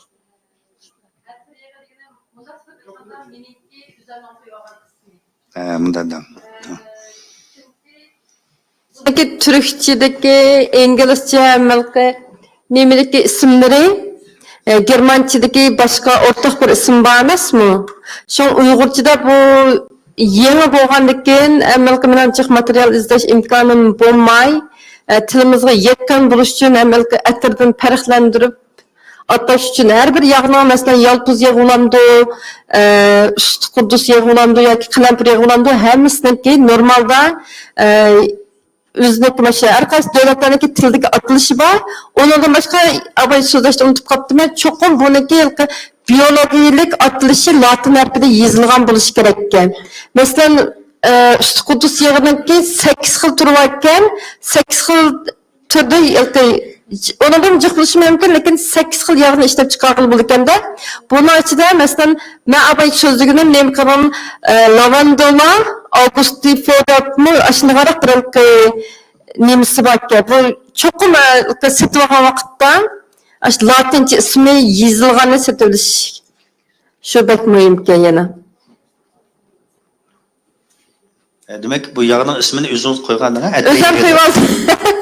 Biraz tilimizga ne ko'p ma'lumotga kiyik yog'iniki kiyik yog'iniki nemisida o'qiganimda itir yog'i deb o'qib vatandagilar itir deb anladim, ammo uniki boshqa yog'ning ichiga bir xil o'simliklarni silib shuningda ilindi deb asli bo'lma, ammo uçar men bu yog'ni allim qachon yezib bo'lgan bo'lg'achqa o'zgartish imkoni yo'q. Itir attir yana jiq farqlanmaydi ekan deb o'yladim. Qolganimda mana shu tilshunos yoki kasbaklarniki tanlashiga bog'liq. Assalomu alaykum. Men endi mao yog' haqidagi savolni bir ozroq ochiqlashtirib qo'ydim, chunki bu Uyg'ur tibobatiningki bevosita atalg'ular munosabatlik chiqib qoldi. Ben Uyghur tibavetide şu yağlar burundan işletilip kelgen tarihten bu yan bizim aşağı İbn Sina'nın ilgili kitaplarımızda mı yağ hakkında malumat var. Uyghur tibavet doğrularının yasalmış şekli mevcut şerbet, tablet, hep supuk dep yağ aşının içinde 46 türü bölünüyordu yasalmış şekli asasen. Onun birisi şu yağ. Hem de yağının yasılı şekli de 3 xil şekil var. Birisi aşı mağızlık doğrularını cuvazgı silip tatip alımız. Kunjit yağı, badam yağı, pindik yağı degenge o'xshash. Bu yüzün bir vasıta çıkıyordu. Bu nime zarangız yağı, zağın yağı mı şu? Hani içindeki gap. İkincisi doğrularını kaynatıp adetli kazanda. Onun suyunu elip suğa kunjit yağı yoki şu zağın yağı, zırh yağı degen yağını kurup kaynatımız su pargaylanıp yağ qalğanda aşu nərsinin yeri olab çıxıdı. Məsələn, qalampoy yağını biz yerlik usulda qalampoy yağı, qust yağı, söyrincan yağı degan yağlar muş boyunca, bozoq yağı deganlar muş boyunca elingan. Üçüncü bir usul, hem onu puraqlıq, hazır hanımlar degeni puraqlıq doğrularını elingan yağ. Onu biz asli anneannevi usulda kunjit yağını aptapta koyup Kızılgül, reyhan, aşo badirence buya, ustuquddus, lavanta degenge o'xshash puchucha mayda tarkib topgan puraqliq dorilarni yaqqa tashlaymiz. Yağda to'g'andan keyin uning ta'mi yaqqa chiqadi. Uningdagi uni suzib elib o'tib yenidan lavanta, qizilgul tashlaymiz. Qaysi yağni ishlamoqchi bo'lsak, shu dorini tashlaymiz. Tashlagandan keyin uning ta'mi yaqqa chiqib bo'lgandan keyin yana elib tashlab o'tamiz. Ashta qilib takrar elip yeni yanıdan silip, yeni elip yanıdan silip kalanda doğrunun rengi puruğu fakat kağan alette. Puruğu yine purak bilen çıkkandan keyin hem de maya boş puraklık doğrunun puruğu toyunuptu da yanıdan keyin o yağ buldu da şununla bunu işletimiz Hazır Hanım'daki şu puraklık yağ kısmı. Gül yağı, reyhan yağı digerler. Hem de üçüncü, dördüncü yıl usul ne dese hem de hazır yanıdan çıkan bunu erak tatip parkazını silip erakını alıyordu.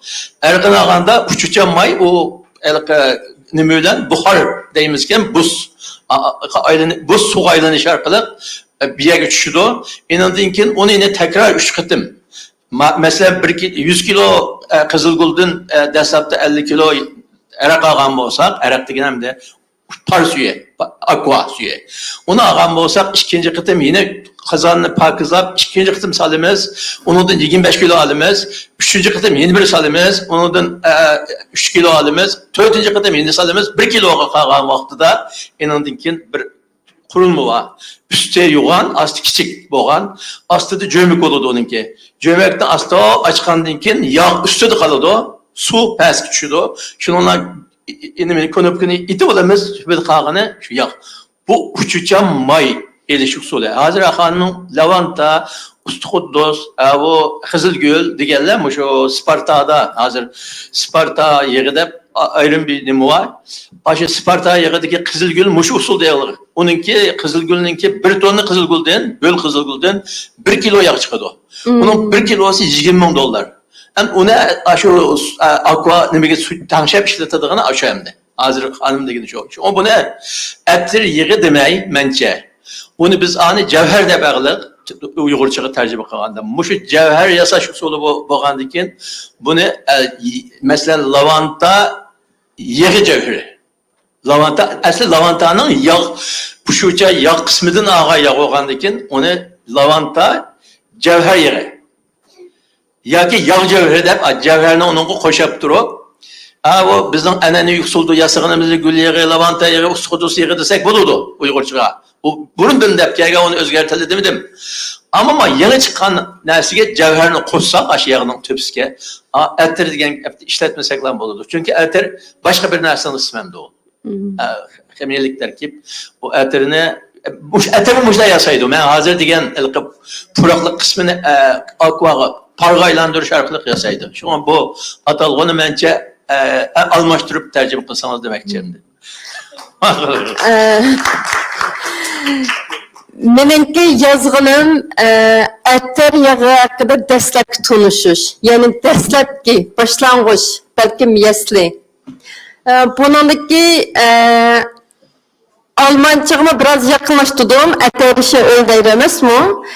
Men turayotgan yerda shu germancha, almancha so'zlashgan bo'lgandan keyin buni biroz moslashtirib, undan keyin atirdan ayirib bilan atir dekimiz bunu atir desem buldukken o depaldım. Ma hacim degandek bu yağını işlep çıkırışniki 8 xil turuyken onun köydüm. Buna için ben kulağımda en yakını ben düşüneleriğim, ben başkalarım aslında düşündüreleriğim. Prislap eğir besim bilen yağını çıkırışlar ondan keyin hazır tasvirlab o'tdi. Bir yo'g'on qozon soldikamiz, ostiga suv oldikan, ustiga bir jimildek narsa qo'yganmiz. Onun ustiga şu yupurmaqlar ulandı, yıldız ulandı, gülmü. Endi bu Qizilgulniki kelganda meninki ko'gimda 6 tonna bilan 8 tonna aralığındaki gül bergidan yupurma gülden 1 litr Qizilgul yağı chiqadi debma. Ondan keyin Melissa deb yana bir xil o'simlik bor. Onda 10 tonna Melissa yaprağıdan 1 litr Melissa yağı ishlab chiqarildi deb onu ko'rdim.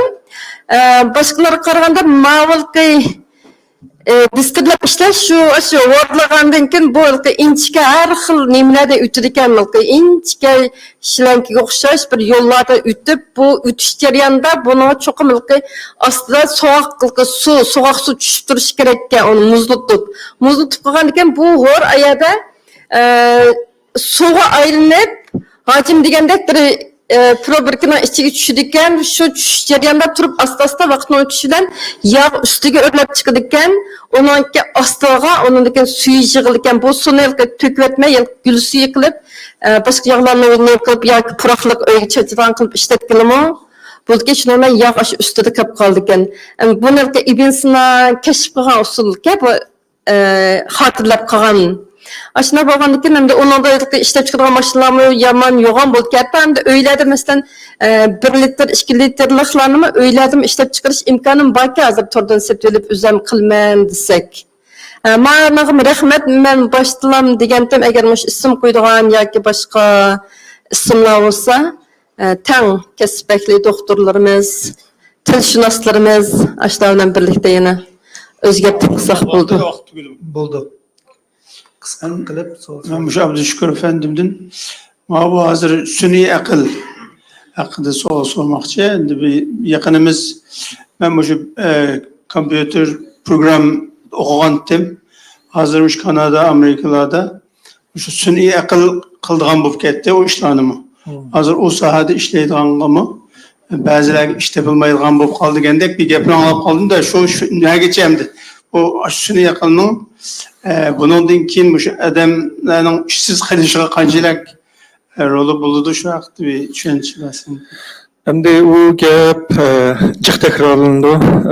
Masalan, hozir əlaqə avtomatik tərcümə qılğan əsaslar çıxıb getdi. Tərcüməyə gərək yox. Proqramını üz düzeydə onu program tuzduğun ihtiyaç yox. Degenge oxşar işlər gəpləcək. Bəlkə. Amma məsələn program tuzuşun gibi olub qaldı. Program tuzuş kelgan vaqtida o faqat bir yordamchi. Uning ismi Copilot deb hozir uningga masalan Microsoft'ning uningga nihoyat chiroyli qism qo'ydi. Endi Copilot degan nima degan vaqtida bu aeroplanda bir lüch bo'ladi. Bu aeroplanni u haydaydi. Ma yan tarafda bir yordamchi lüch bo'ladi. U odam faqatlan yordamlashadigan ishlarga yordam qiladi. Shunday bo'lganda biz sun'iy aqlni hozircha bizga Copilot deb tushunsak bo'ladi. Bizga faqat yordam qiladi. Lekin axir qarorni inson chiqardi. U sun'iy aql chiqqan qaror bilan bir ish qilish mana shu vaqtida ahmoqonlik desam ishib ketganlik bo'lmas. Ammo hozircha u to'g'riliq nim qilishninki hojat yo'q. Anamiki yana bir narsa bor.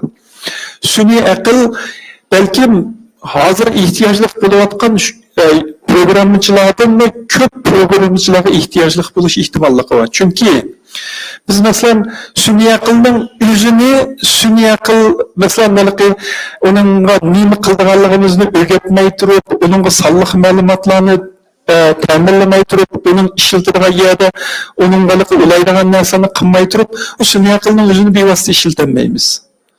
Her qanday yeri shunday bo'ladi. Buni shu sun'iy aqlga shu boshqa shuni ishlatadigan, shuni uchurlarni ta'minlaydigan yoki uchurni analiz qiladigan narsalar bog'laydigan shu oraliqdagi programmani tuzaydigan odamga ehtiyoj bo'ladi. Onu programlash uchun avval sun'iy aqlning nimaligini tushunish kerak. Demak, agar mana shu programma qiladigan odam agar nima qilsa, sun'iy aqlninki zarmush programmachilarga qanday yordam qila oladiganligi. Anan keyindan shu programmalarni ishlatish jarayonida yana nimalarga lozim bo'lganini atrofdagi narsalarni ozroq o'rgansa, menimcha u ishsiz qo'ydi degan gap hozircha qo'rq gap. To'g'ri, hozirlik hayajon yuqori, hayajon hozir yuqori pallaga nim qilib, hayajon to'yanga tushyotdi. Nimishqa? Nvidia'ni men aytganini so'zlagan vaqtida masalan 11 ayning ichida qiymati 1 milliarddan 3 milliardga yaqin o'sdi dedi. Yaqinda ular sonliq ma'lumotni e'lon qildi. Odatda boshqa shirkatda bu sonliq ma'lumotni e'lon qilgan kundan ertasi paycheki gap qilmay turib 50% o'sdi. Nvidia'ning nima bo'ldi? Tushib ketdi. Chunki hozir hayajon bak yuqori, lekin uning zodi sun'iy aqlning zodi qayaga ishlab kelganligi, qanchalik ishlab kelganligi insoniyatga zodi qanchalik bir butunlay nim qilib bo'lmagan bir masala emas. U oldimizdagi vaqtlarda uni bilan biz balkim yana 5 yil yoki 10 yil nimalarga shuni bilan tema bilan aktiv bo'lishimiz mumkin. Undan keyin bir narsa, lekin hozirgi vaqtning o'zida nima qilish, ansirash menimcha o'shiqchi. Ko'p rahmat. Boshqa savol so'raydiganlar? Mahmud akamizning savoli bor ekan. Benim sualim hanım hükümüzün. Endi o elektra diye xalqarışta biz yağ ta'lim verildi, huquqi hamda buroq ma'nosida ishlatamiz ko'p holda. Bizim bu huquq deganimiz, yağ deganimiz endi huquq jihatdan shu ayollar masalan ko'pini qizi qo'lni o'lib ketgan chog'da jasad tepsi teshib qo'ydi. Buroqqa xushal yaxshigan deb. Endi bundan boshqa huquq bilan buroq bilan kasal davolaydigan, g'ashat yo'qsigan usullarimiz var. Mesela öyle yılan pakulap kalsa ağamçayın keskini ya jone oçak koyuyoruz keşif gidiyoruz da.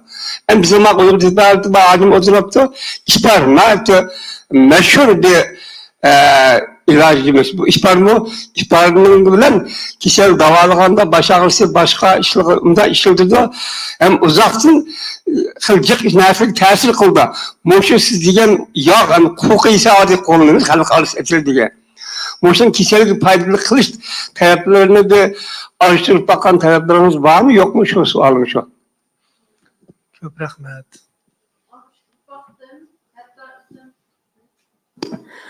özüm tecrübemi qilib baktım.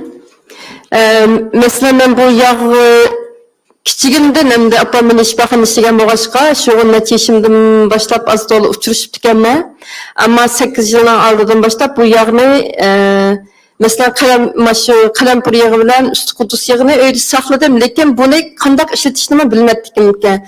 Bir kuni Abşükür işten şirah yardım bekliyorum çarçap mesela baştan ki sınav yatsı peşim gözüm çeş kulak gelinden tartıp ağırıp gidip vardı da geldi ben onu bilmeyle ilk kulağıma bir tememle üst kudus yağını ne kıldım sürtüyorum ben de kuduyuluk süplegende koysam 1 minut başta saklayıp gitti olmuştum kaldım ya dedim mesela geldi bunu ki ben bir tibbi hadim bulmagandiken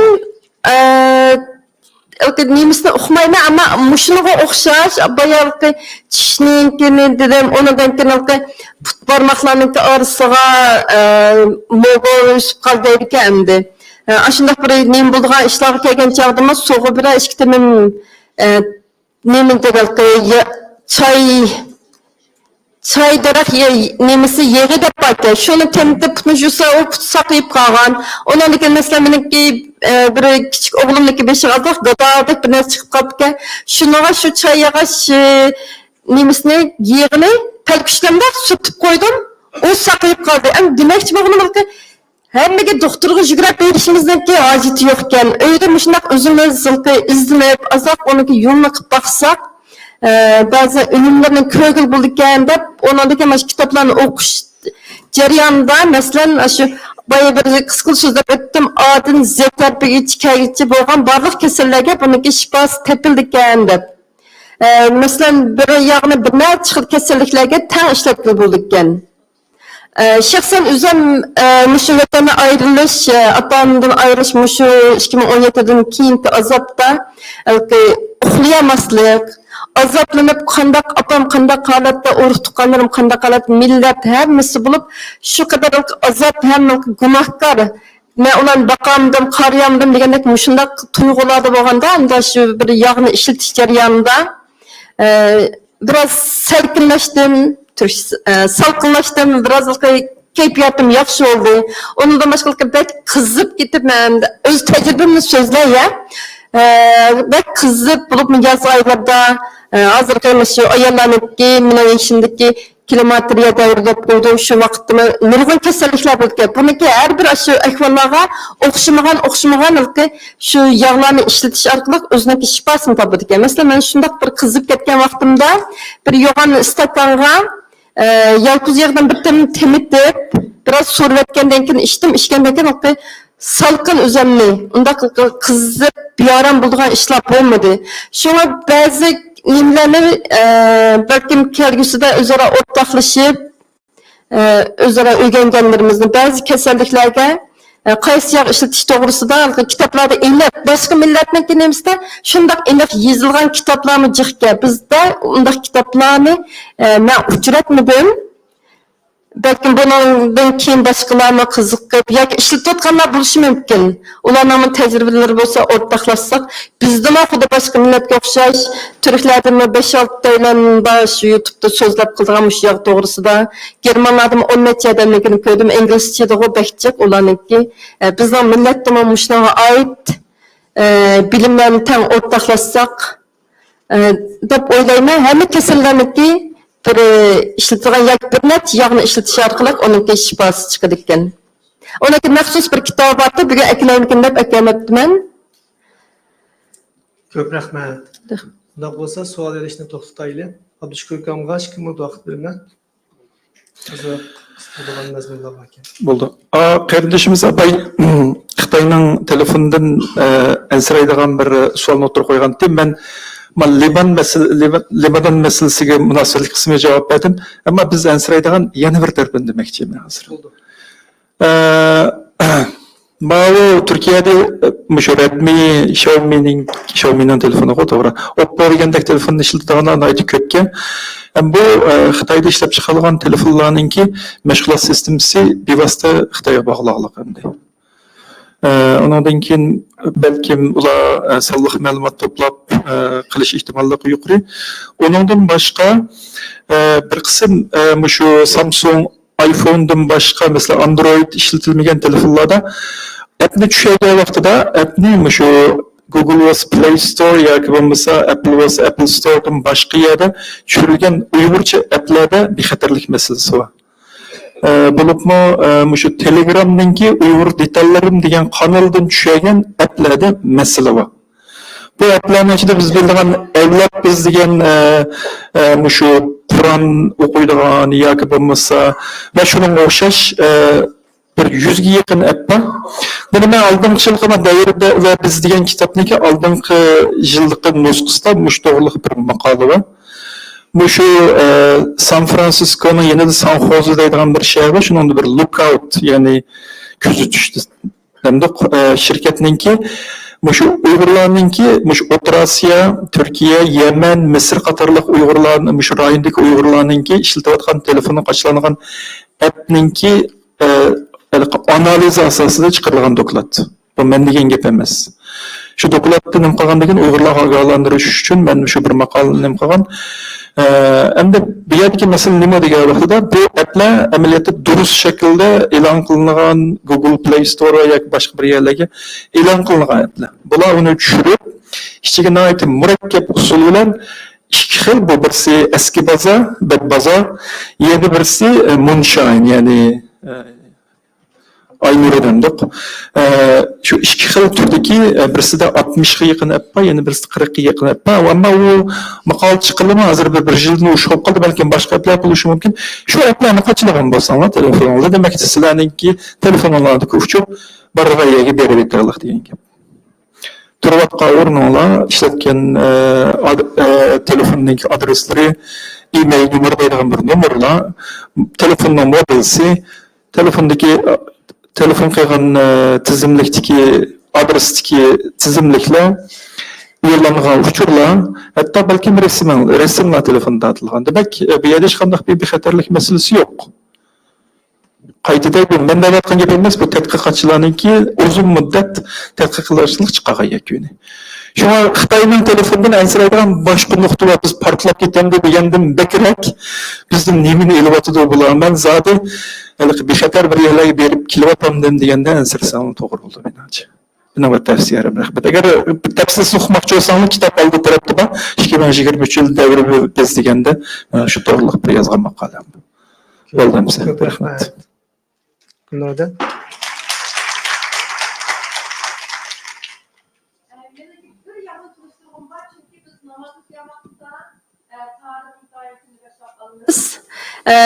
Mundaq bir yağ varken miyav oğlu deb. Muşu yağni, mesela abay men sözüm 10 mm yoki 5 mm emdi ne qilsa 10 mm başqa asosiy yaqqa kokos yağı tavsiya bo'lmasa badam boshqa yağ ishlasalar bo'ldi. 4 milli shundan temitib bir chaynak aldigan vaqtda plastik qochib olmaydi, qog'oz qochib olmaydi. Cho'qim metal, sapal yoki aynak qocha. Shuningga su bilan tengshab muvofiq miqdorda tarit olsanglar tozlikni asrag'ili ham jinsiy har xil jinsiy yo'l kasalliklardan saqlangan bo'ldi. Mushuni tavsiya qilib qo'yaman, chunki bu biz bek ishlatadigan urf odatimiz bo'lgan ekan. Ko'p rahmat. So'rovchilarning savollari uchun, so'zlovchilarning javoblari uchun ko'p rahmat. 15 minut dam olamiz, 15 minutdan keyin qaytib kelsak.